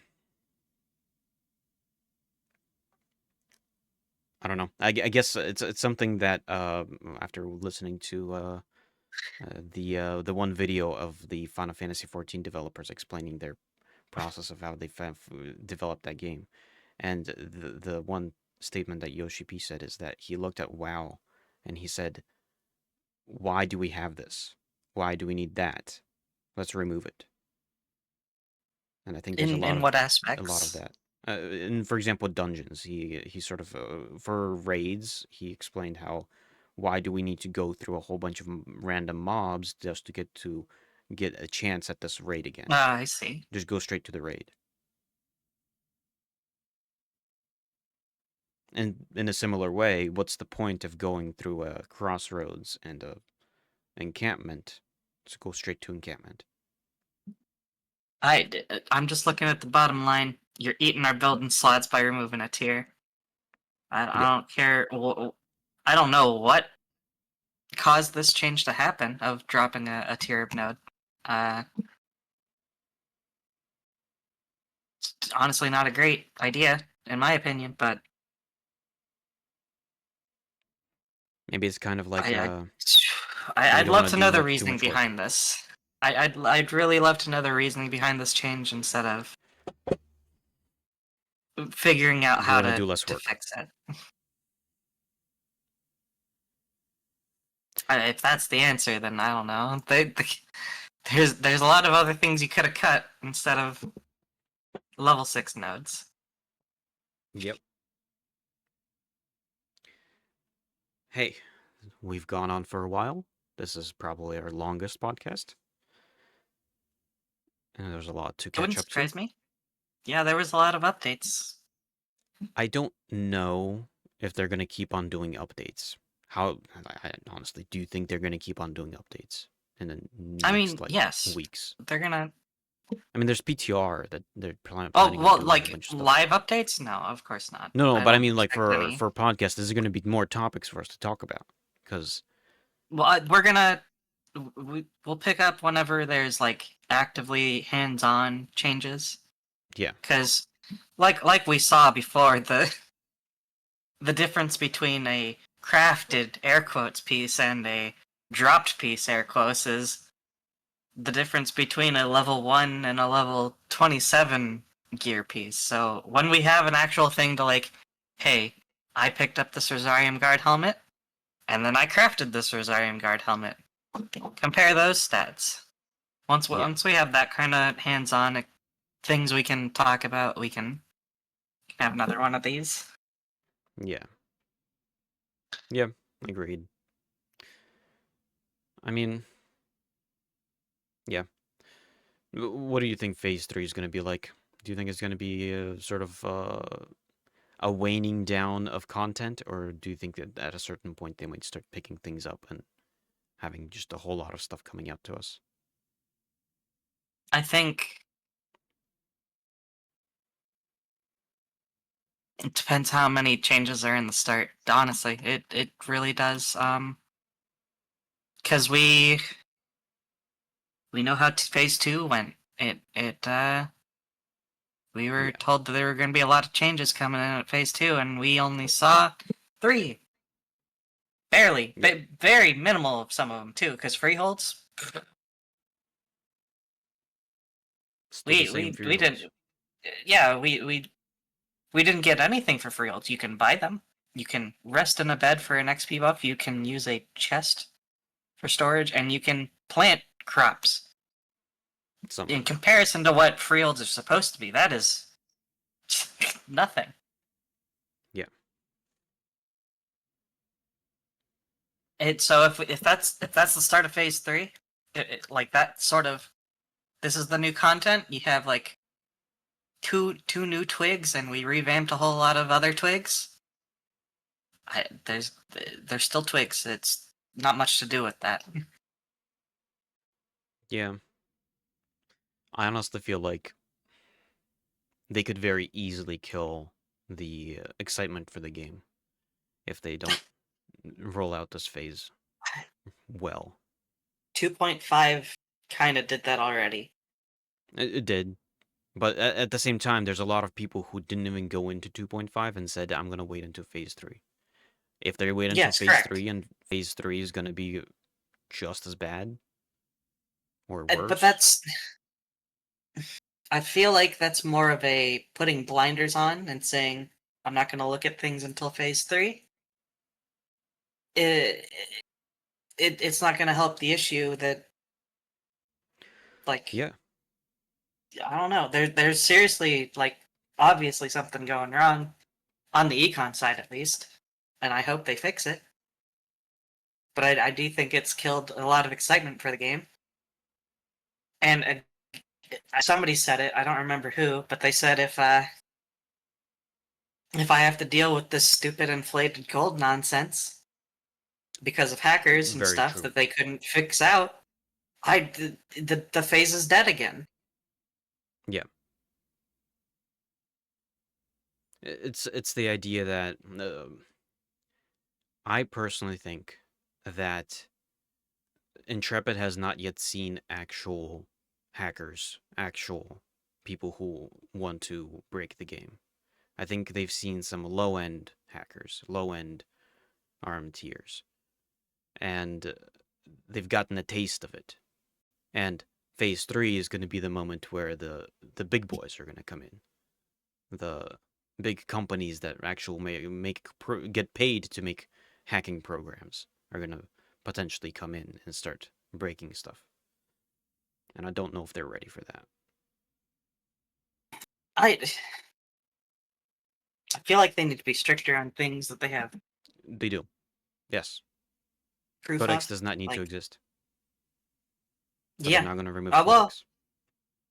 I don't know how they can do that really. I mean, they can go after it.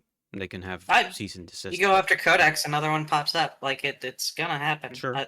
Yeah. That is the thing that Codex people they put out multiple of these websites. They keep saying the same thing to stop people from going after him. Is like if we're not us, somebody else is gonna do it. Okay, we'll slap them too. That's my stance on it. I'd also personally say that currently, knowing how to data mine their information, it's way too easy. At the current moment, it's practically given to people on a silver platter. They probably currently don't have too much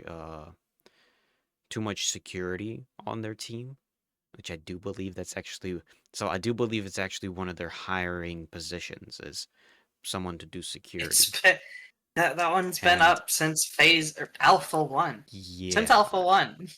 and I know Steven, when he pointed that out, he even tried to preface it with, "Oh, this does not mean that we don't actually have a good team already." I don't think they have a good team. I see QA testers as a spot that they're hiring for. Yeah, Don't believe they have a QA team. Uh, look, and okay, look. This little 30-second clip is for Steven if you're watching. Just fuck, I had it. No. Okay. I lost my train of thought. Damn it. oof, that's gonna be the 30-second clip that Steven Yeah, will. yeah. There you go. Hello, Steven. I wasted my 30 seconds. Hello. Uh,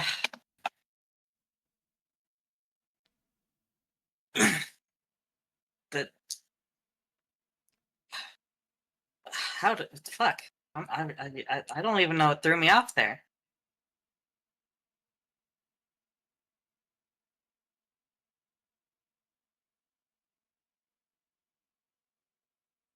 I'll let you sit in the dead air. Yep, yep. I'll talk about something else while I try to think of what it was. It's like not just codex issues. There is a guy who's streaming on Twitch regularly, Yep. advertising in game that he's actively working on a a DPS meter, and like you tune into his stream, it's on the screen, it's there, it's working. He has it for his whole party,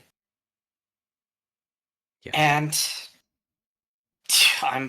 there's no doubt he's been reported, and no doubt they've seen him advertising it and spamming it in global that hey, working on a DPS meter, tune into my channel here.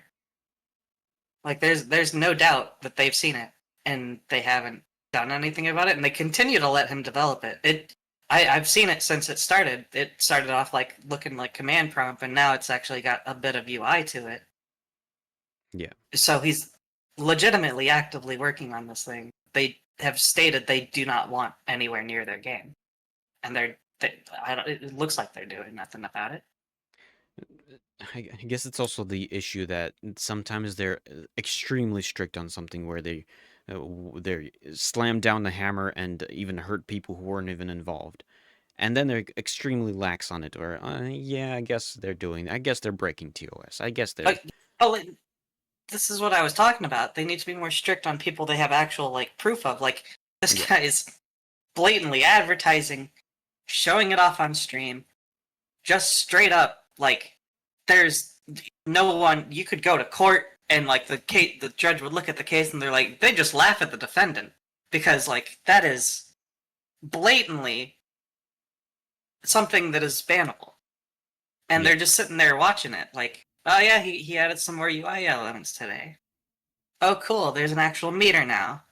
Oh, he finally got his squad members to show up on his meter. That's cool. That's It's all like that's what it looks like. it's like someone documenting a murder, and then the judge is looking at it, is like, nothing to see here. It my take. Okay, this is finally. I finally think I got what I wanted. First, if you just start slapping things like this down, things that like are blatant. The hackers, the people selling gold, the people who are building DPS meters or third-party software that interacts with your game that you don't want. If you just start slapping them down, sure, they can keep saying if not us, somebody else will do it. But at a certain point, it becomes far too like of a money sink for them to even continue trying to develop it. Yeah. Or they can just take a look and see, oh, those big sites that are usually in every game have been knocked away and they're not even trying anymore. Maybe I probably shouldn't. Yeah. I'd also even say I kind of want to link it to how the game development sphere dealt with piracy. And the way you deal with piracy isn't by, oh, I'm going to ban all the pirates. I'm going to try to hunt down, have the government hunt down who are the people who are pirating games and who are distributing the pirated software. That's not how they targeted it. They created better systems. They created better games. I They created better. Now, part of it was also like making it, you have to be online, and therefore now there's an online check to it. And piracy still exists, but a lot less people pirate the game because it's a lot you've more got to convenient to just buy the game.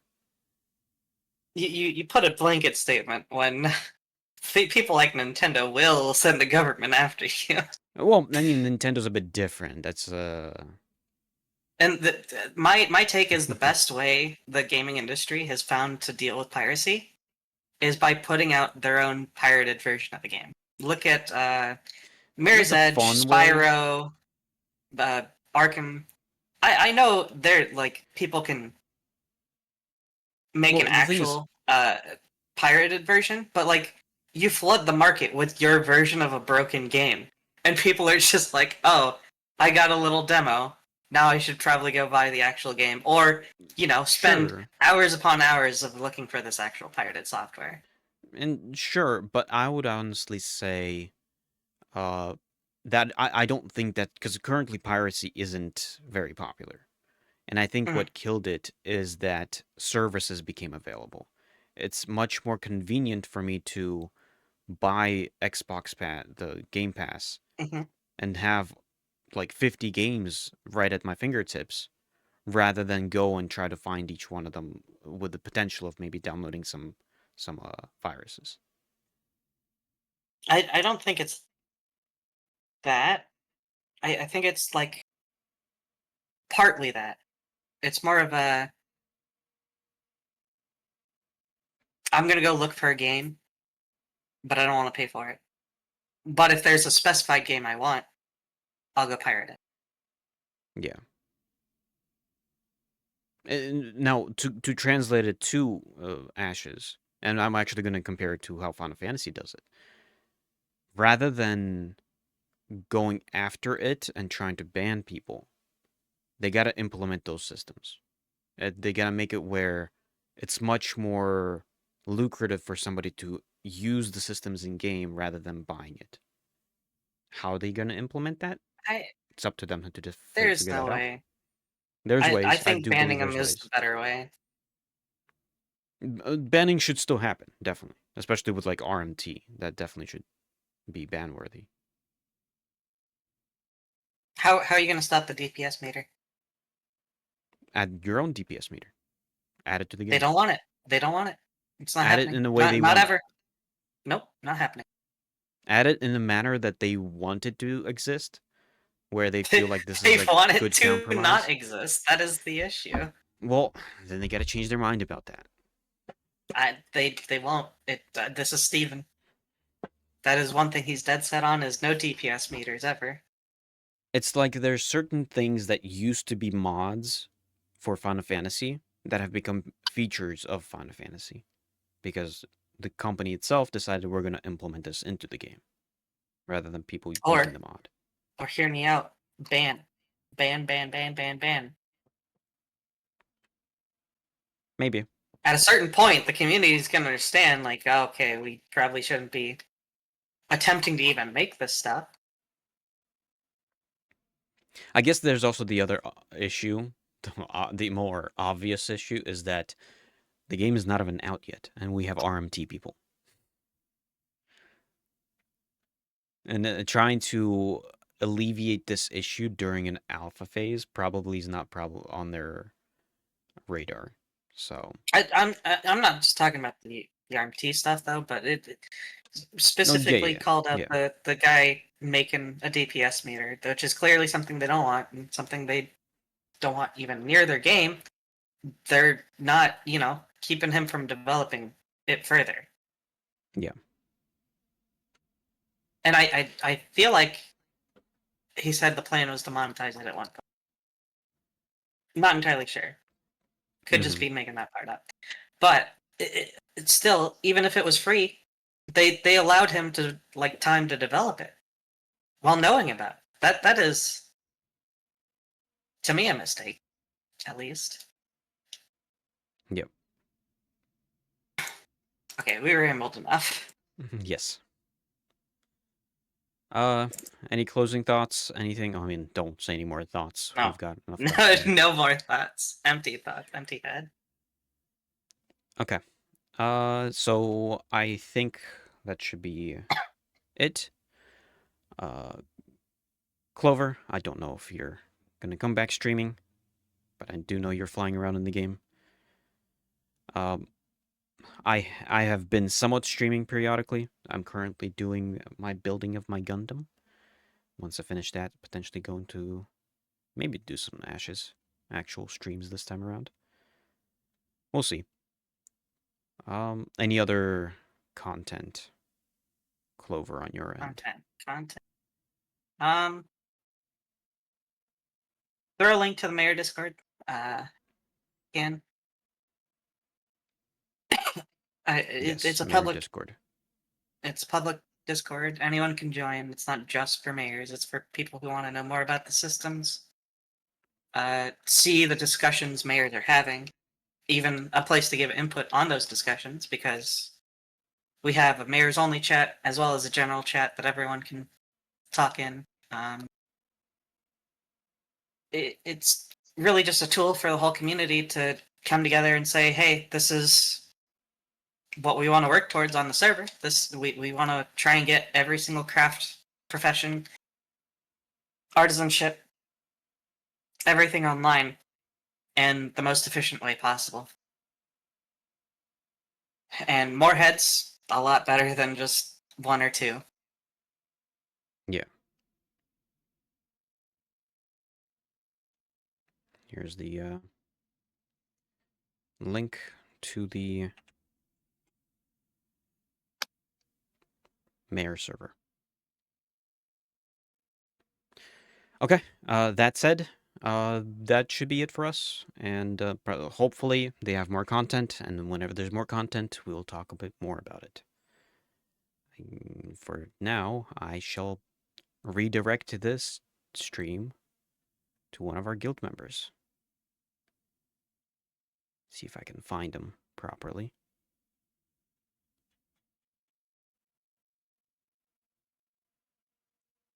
Search for...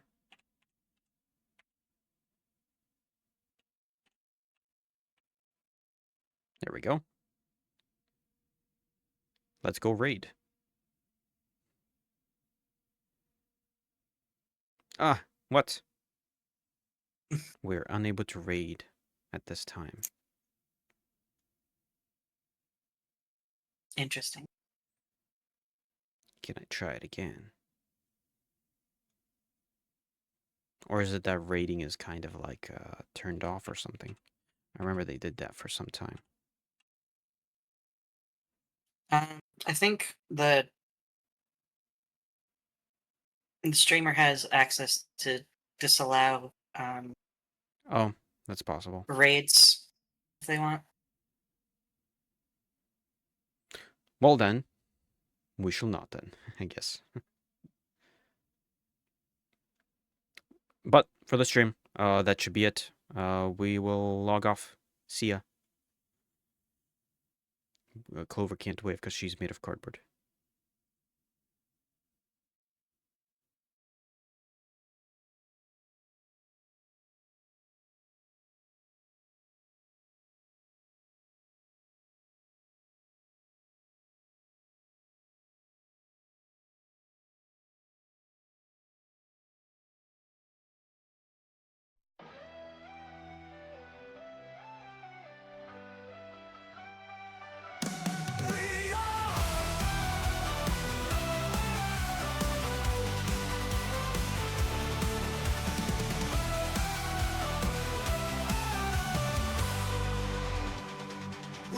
are the storm, the endless might.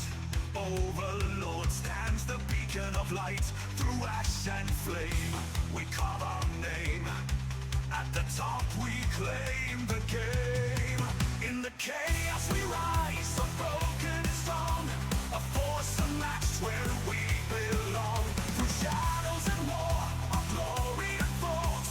The guild of champions, a legend told. Stand tall, we reign supreme. Unstoppable, living the dream. With every clash, our power grows. Overlord, the world will know. We are Overlord, unstoppable might. Ruling the skies, owning the fight. We are Overlord, destined to reign. Through every battle we conquer again. No mercy shown, no ground we yield. Our banner flies on every field. At the peak, our victory sealed. Overlord.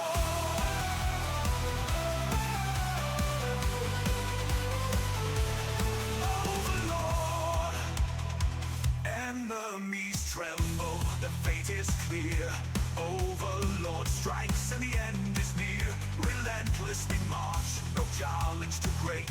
Masters of conquest, we dominate. Unite, we forge the flame. Burning bright, eternal fame. Through every storm, through every foe. Overlord, the legends grow. We are Overlord, unstoppable might.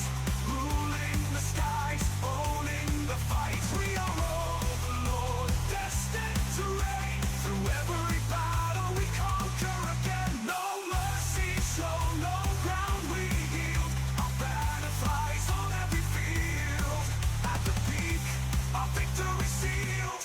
Overlord.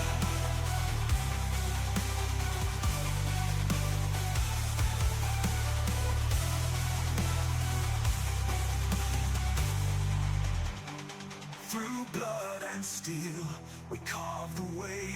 The kings and queens of every fray. No defeat, no step too far. We rise and shine, the brightest star.